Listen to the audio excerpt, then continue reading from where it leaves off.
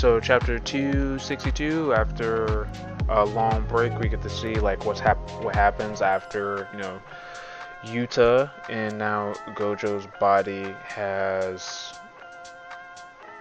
like, in Gojo's body unleashing unlimited void, and Sukuna unleashing malevolent shrine or kitchen, whatever you want to call it, against each other.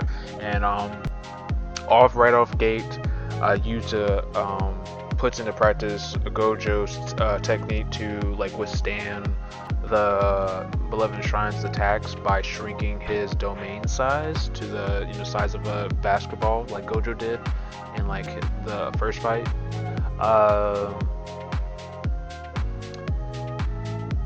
And like pretty much in the next few pages, Yuta's taking Sukuna's fatigue into consideration. That it's possible for him to withstand his domain for like 3 minutes. I almost said 3 seconds. Sukuna reduced the effective his curse technique's range to just surround Yuta's barrier and eliminate Malevolent Shrine's 99-second time limit.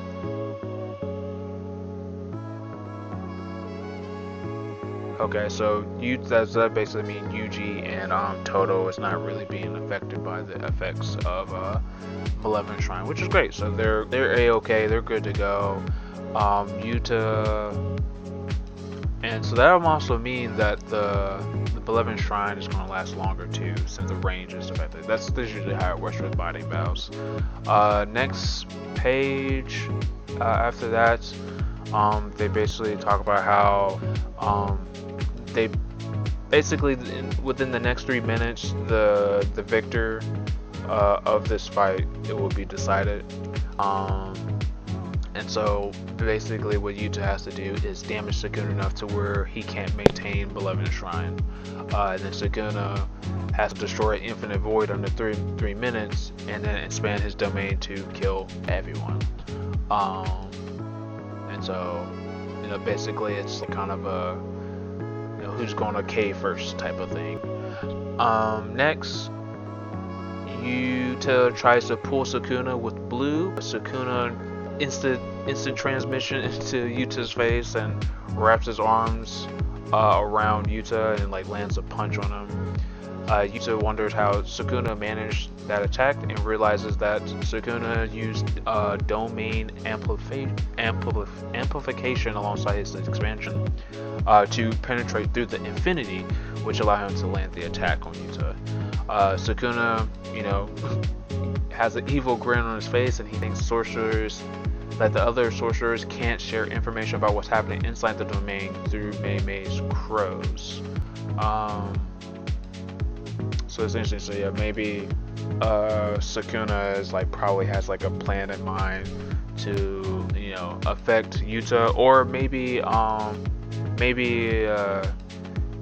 that he's happy that Todo can't interfere what's happening inside the domain, that they can't teleport themselves inside the domain. Because we know in the previous chapter before Yuta shows up, well, not the previous chapter, in chapter 260, Todo and Yuji was fucking the shit out of that man Sukuna. And then in the last of page 6, we see, I think this was a teardrop dropping, and then we see Rika here, and it looks like she's sobbing. And then the final page,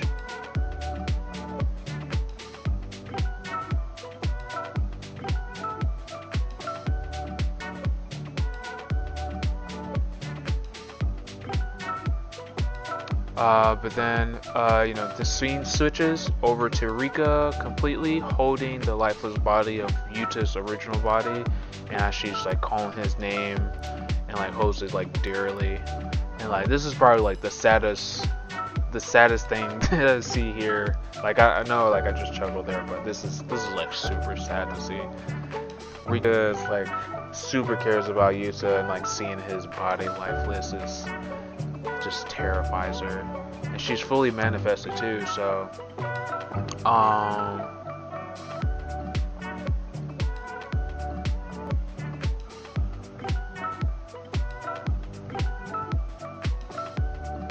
But I wonder if this is a confirmation that and that's basically the end of the chapter right there before I get any further. Looks like this is like the shortest chapter in like a while, 7 pages. Mainly because Gege is sick and he's going to be gone. There's going to be a break for another 2 weeks, so we're going to be the community is going to be freaking out for these next 2 weeks and wondering if like what Yuta's going to do and how he's going to like come out on top. And like they're hoping like within like these 5 minutes, you know, this man Yuta can like, you know, do something worthy of like, you know, Gojo's body. Basically. But you know, best of luck to Gege. Hopefully they get much better and, you know, they're able to, you know, get to working. But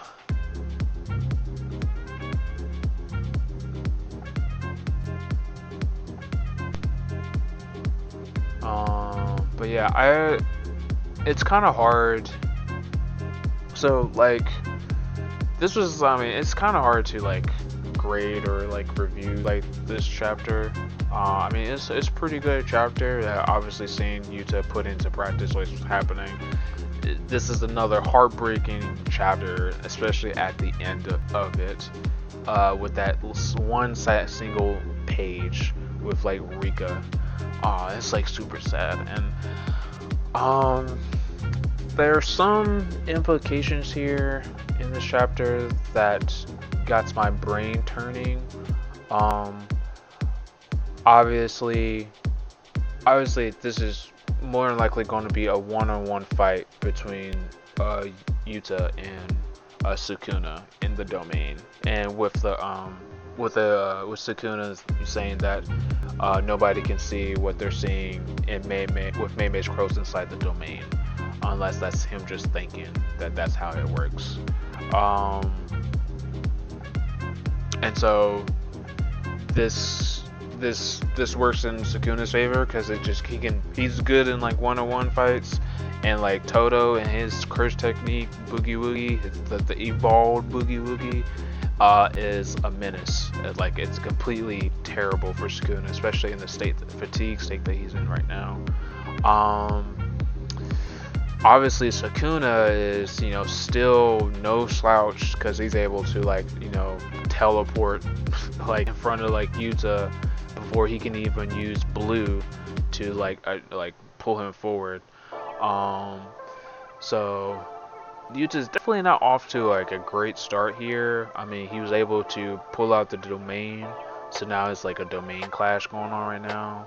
And so now can Yuta damage Sukuna to where the Malevolent Shrine, like, you know, gets destroyed, or will Sukuna destroy the void, infinite void, under the 3 minutes and expand his domain? And I don't know. I mean, it's off to a bad start here for Yuta. And then on top of that, the last page where like it has showing that Rika is fully manifested. So it seems like you know, Rika can be of use probably, but she's mourning you know, Yuta's like body, and she thinking that Yuta is like dead. But hopefully maybe she will like come back in the fight, because Yuta has like 5 minutes, and they're saying that 3 minutes they have to like fight. They have to like decide like the end of the fight now. So maybe Sukuna would win like the exchange and destroy the infinite void at the end of the 3 minutes, and then within the next 2 minutes, you know, the last 2 minutes Rika's gonna show up to like help out,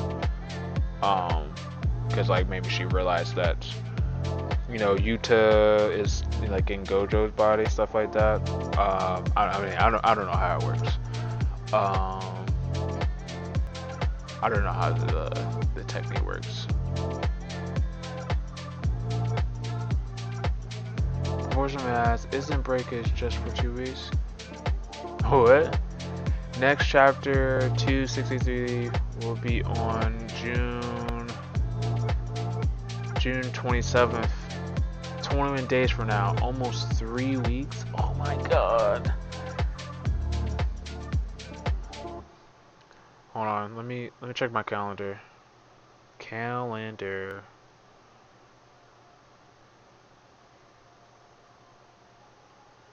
Oh, I am not going to be off that week. Okay. So, see you guys on, stay tuned to the channel, because I'm definitely going to be posting some JJK videos, because I got one video in mind for it, but, yeah, no, this is a pretty short chapter. It's really hard to say, like, whether it's, like, good or bad, but it's definitely heartbreaking, and it's all because of that last page with Rika. I'm very sad for that. But let me know what you guys think of like the chapter. You think it's like pretty good? Think it's pretty bad? Let me know. The color pages are pretty cool. I like the color page of like Yuta and Saguna there. It's pretty clean. I like Gege's art style.